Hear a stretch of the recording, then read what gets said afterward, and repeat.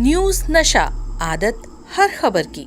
दिल्ली के मुख्यमंत्री अरविंद केजरीवाल ने शराब घोटाले से जुड़े भ्रष्टाचार के मामले में उनकी जमानत पर दिल्ली हाई कोर्ट की ओर से रोक लगाने को चुनौती देते हुए सुप्रीम कोर्ट का दरवाजा खटखटाया था। हालांकि उनकी सुप्रीम कोर्ट से भी कोई राहत नहीं मिली है। कोर्ट अब बुधवार को केजरीवाल की जमानत याचिका पर सुनवाई करेगा, जब दिल्ली हाई कोर्ट का आदेश आ जाएगा। आपको बता दें कि सुप्रीम कोर्ट में जस्टिस मनोज मिश्रा और जस्टिस SVN भट्टी की बेंच ने सोमवार को केजरीवाल की याचिका पर सुनवाई की। अरविंद केजरीवाल की तरफ से सुप्रीम कोर्ट में पेश हुए वकील अभिषेक मनु सिंघवी ने दलील दी कि बेल पर स्टे अभूतपूर्व है, ऐसा आज तक कभी नहीं हुआ। केजरीवाल की तरफ से वकील अभिषेक मनु सिंघवी ने बहस करते हुए सुप्रीम कोर्ट को निचली अदालत के फैसले के बारे में बताया। सिंघवी ने कहा कि अगर जमानत रद्द होती है तो वो निश्चित रूप से जेल वापस जाएंगे, जैसा कि सुप्रीम कोर्ट की अंतरिम जमानत के बाद हुआ था, और उनके भागने का खतरा नहीं है। वह सिंघवी की दलीलों के बाद सुप्रीम कोर्ट ने आदेश में कहा है कि आमतौर पर जमानत अर्जियों पर स्टे नहीं लगता, यह असामान्य है और वो उसी समय पारित होते हैं। कोर्ट ने कहा कि केजरीवाल की जमानत पर बुधवार को सुनवाई होगी। जस्टिस मनोज मिश्रा ने कहा कि अमूमन स्टे के मामलों में फैसले सुरक्षित नहीं रखे जाते, बल्कि मौके पर ही पारित कर दिए जाते हैं। यहाँ जो हुआ वह असामान्य है। सिंघवी ने दलील दी कि मान लीजिए कि हाईकोर्ट ने ईडी की याचिका खारिज कर दी, तो उस समय की भरपाई कैसे की जा सकेगी, जो केजरीवाल ने निचली अदालत से मिली जमानत के बाद बिना कारण जेल में बिताए हैं। जस्टिस मनोज मिश्रा ने कहा कि 1-2 दिन में हाईकोर्ट से फैसला आदेश आने की संभावना है। सिंघवी ने कहा कि मैं अंतरिम तौर पर क्यों नहीं रिहा हो सकता, निचली अदालत से मेरे पक्ष में फैसला आ चुका है। जस्टिस मिश्रा ने कहा कि अगर हम अभी कोई आदेश पारित करते हैं तो हम मामले पर हाईकोर्ट से पहले ही फैसला सुना देंगे। केजरीवाल के वकील विक्रम चौधरी ने कहा कि सुप्रीम कोर्ट ने 10 मई को अंतरिम आदेश दिया था, जिसमें केजरीवाल को अंतरिम जमानत दी गई थी। सुप्रीम कोर्ट ने तब टिप्पणियां की थी और कहा था कि केजरीवाल दिल्ली के सीएम हैं, उनका कोई आपराधिक रिकॉर्ड नहीं है, उन्हें गिरफ्तार किए जाने का कोई खतरा नहीं है। अगस्त 2022 से जांच लंबित है, उन्हें मार्च 2024 में ही गिरफ्तार किया गया।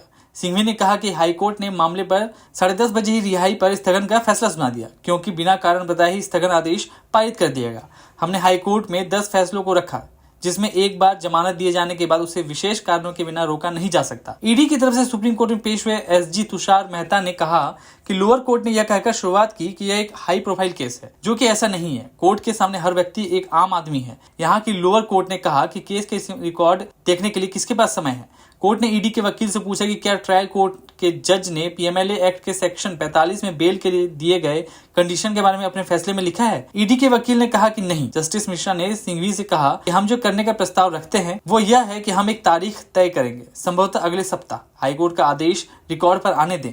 रिकॉर्ड पर आदेश के बिना कैसे सुन सकते हैं। सीएम केजरीवाल की रिहाई पर रोक लगाते हुए हाईकोर्ट के जस्टिस सुधीर कुमार जैन और रविंदर डुडेजा की अवकाश पीठ ने निर्देश दिया कि मामले की पूरी सुनवाई होने तक जमानत आदेश लागू नहीं किया जाना चाहिए। उसी दिन बाद में दिल्ली हाईकोर्ट ने मामले में अपना आदेश सुरक्षित रख लिया था। साथ ही कहा था कि वह 2 से 3 दिनों में अपना आदेश सुनाएगा। ईडी ने गुरुवार को ट्रायल कोर्ट से अनुरोध किया कि आदेश की घोषणा के बाद जमानत बॉन्ड पर हस्ताक्षर करने में 48 घंटे की मोहलत दी जाए, लेकिन ट्रायल कोर्ट ने जमानत देने के अपने आदेश पर रोक लगाने की ईडी की याचिका को खारिज कर दिया था। दिल्ली के मुख्यमंत्री अरविंद केजरीवाल ने शराब घोटाले से जुड़े भ्रष्टाचार के मामले में उनकी जमानत पर दिल्ली हाई कोर्ट की ओर से रोक लगाने को चुनौती देते हुए सुप्रीम कोर्ट का दरवाजा खटखटाया था। हालांकि उनकी सुप्रीम कोर्ट से भी कोई राहत नहीं मिली है। कोर्ट अब बुधवार को केजरीवाल की जमानत याचिका पर सुनवाई करेगा, जब दिल्ली हाई कोर्ट का आदेश आ जाएगा। आपको बता दें कि सुप्रीम कोर्ट में जस्टिस मनोज मिश्रा और जस्टिस SVN भट्टी की बेंच ने सोमवार को केजरीवाल की याचिका पर सुनवाई की। अरविंद केजरीवाल की तरफ से सुप्रीम कोर्ट में पेश हुए वकील अभिषेक मनु सिंघवी ने दलील दी कि बेल पर स्टे अभूतपूर्व है, ऐसा आज तक कभी नहीं हुआ।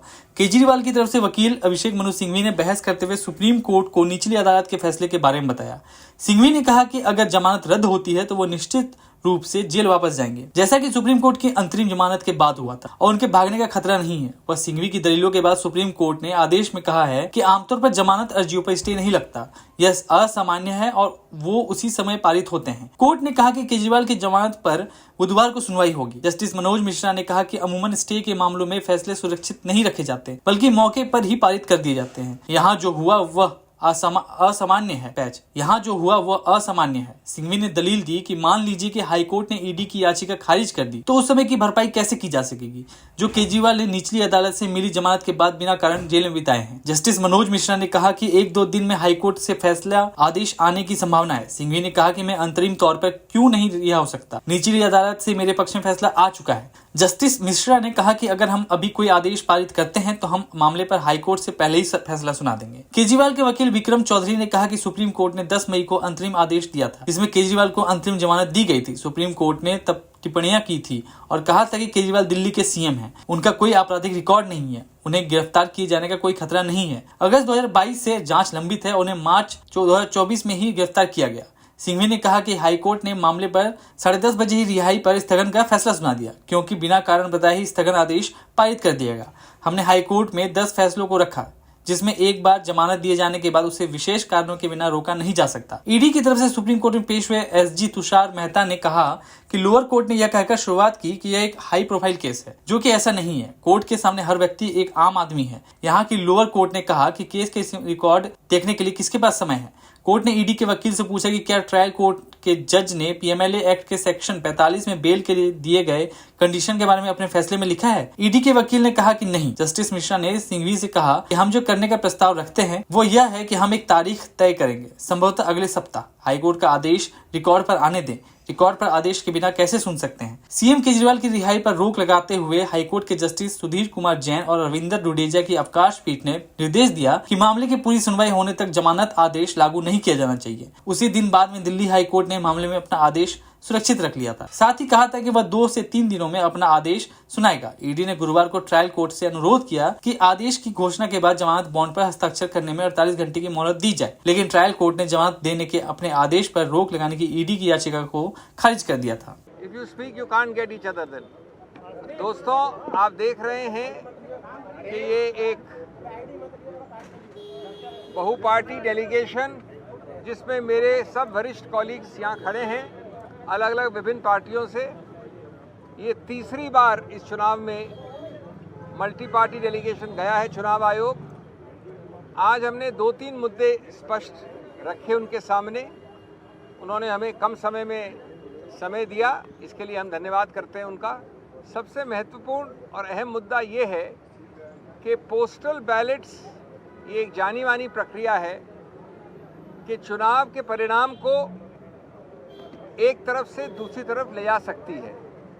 कई बार ऐसा हुआ है कि सभी पार्टियों के बीच में जो फर्क है वोट्स का वो x है, लेकिन पोस्टल बैलेट्स 2x या 3x होते हैं। यानी पोस्टल बैलेट्स निर्णायक सिद्ध होते हैं परिणाम के मामले में।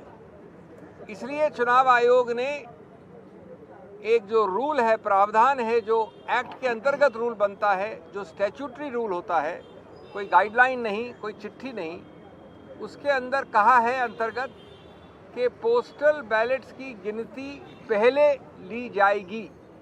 यानी ईवीएम की गिनती के पहले पोस्टल बैलेट्स की गिनती ली जाएगी। ये रूल 54A में लिखा है स्पष्ट रूप से। इस बात को कई बार अलग अलग रूप से चिट्ठियों द्वारा और गाइडलाइंस द्वारा चुनाव आयोग ने दोहराया है। 2019 में बड़े स्पष्ट रूप से कहा कि पहले आप पोस्टल बैलेट की गिनती शुरू करिए, उसके कुछ समय बाद आप ईवीएम की गिनती शुरू कर सकते हैं, लेकिन, और ये बहुत अहम बात है, आप ईवीएम की गिनती खत्म नहीं कर सकते या परिणाम का अंत नहीं कर सकते जब तक पोस्टल बैलेट का पूरा रिजल्ट गणना के बाद घोषित न हो जाए। यानी पोस्टल बैलेट की गणना के बाद उसका परिणाम पहले घोषित करना अनिवार्य है, और अगर आप अंत तक पहुंच गए ईवीएम में तो उसको रोकिए जब तक पोस्टल बैलेट का आप परिणाम घोषित न करें। इसके बावजूद, और ये हमारी याचिका है, ये हमारी कंप्लेंट थी आज चुनाव आयोग से, चुनाव आयोग ने गाइडलाइंस द्वारा इस स्टैट्यूटरी रूल नियम को बदला है। वो नहीं किया जा सकता कानून में, गाइडलाइंस द्वारा किसी रूल को नहीं बदला जा सकता।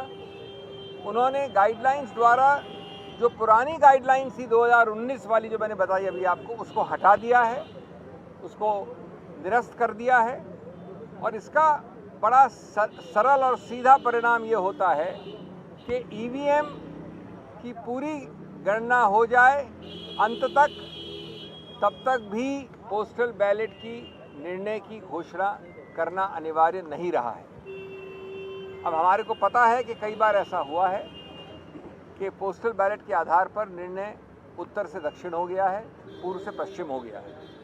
इसीलिए ये प्रावधान बनाया गया था, यही इसका औचित्य है। इसलिए ये अति आवश्यक है कि आप कानून के अंतर्गत एक गाइडलाइन द्वारा नियम को नहीं बदल सकते। बी, पोस्टल बैलेट जो निर्णायक एक रोल प्ले करता है उसके लिए भी अनिवार्य है कि उसको पहले गिना जाए। और तीसरा कि एक लेवल प्लेइंग फील्ड के लिए, गणतंत्र के लिए, स्वतंत्र चुनाव के लिए, जो कि संविधान के मूल तत्वों का एक अभिन्न अंग माना गया है, ये आवश्यक है कि जो पुराना रूल था उसी को फॉलो किया जाए, जो प्रावधान अभी भी है उसी को रूल किया जाए। और आप हमसे जुड़े रहने के लिए सब्सक्राइब करें YouTube पर, फॉलो करें Twitter पर और लाइक करें Facebook पर। और ज्यादा जानकारी के लिए आपको टाइप करना होगा सिर्फ न्यूज़ नशा।